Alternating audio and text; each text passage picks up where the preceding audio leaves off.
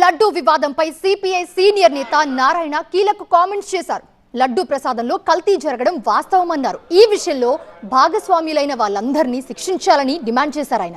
అలాగే రాజకీయ లబ్ధి కోసం అధికార ప్రతిపక్షాలు దేవుణ్ణి అడ్డుపెట్టుకుని సూచించారు నారాయణ.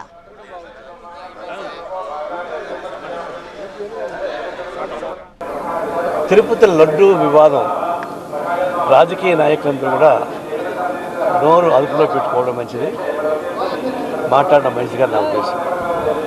కల్తీ జరిగిన మాట వాస్తవమే, దాని దోషం శిక్షించాల్సిన మాట వాస్తవమే. ఎగ్జిక్యూటివ్ ఆఫీసర్ సహా వాళ్ళందరినీ కూడా శిక్షించాల్సిందే, ఎస్కేప్ కావడానికి. అదే చట్టం పని చేస్తాం. కానీ అటు అధికార పార్టీ ప్రతిపక్ష పార్టీ వాళ్ళు పొలిటికల్ స్వార్థపూరిత పొలిటికల్ మైలేజ్ కోసం పద్దాకా ఈ రెఫరెన్స్ ఇచ్చి లడ్డుల పైన మాట్లాడుతున్నారు. మేము ఈ రాజకీయ లబ్ధి కోసం ఫైట్ చేసుకోండి, కానీ దేవుణ్ణి అడ్డం పెట్టుకోవాలి. సీట్ ఎంతో జరిగింది, ఆయన ఈవో పాత ఈవోని ఎస్కేప్ అయిన ప్రయత్నిస్తారు, చేయకూడదు, ఆయన దేవుడు ఉండాల్సిందే.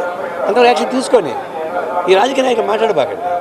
మేము ఈ పొలిటికల్ ఫైట్ చేసుకోండి, అధికార పార్టీ ప్రతిపక్ష పార్టీలు, కానీ దేవుణ్ణి అడ్డం పెట్టుకోమని చేయబాకండి. దయచేసి స్టాప్ చేయండి ఆ డిస్కషన్.